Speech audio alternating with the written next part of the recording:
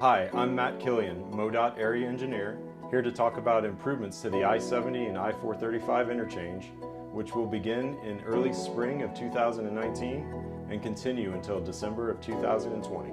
So this project will make improvements to the I-70 and I-435 interchange. We'll be installing a partial turbine interchange.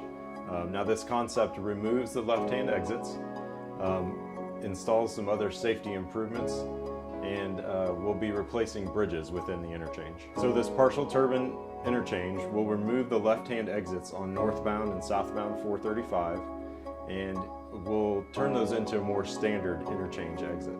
We'll be closing several ramps within the interchange, and those ramps will have detours.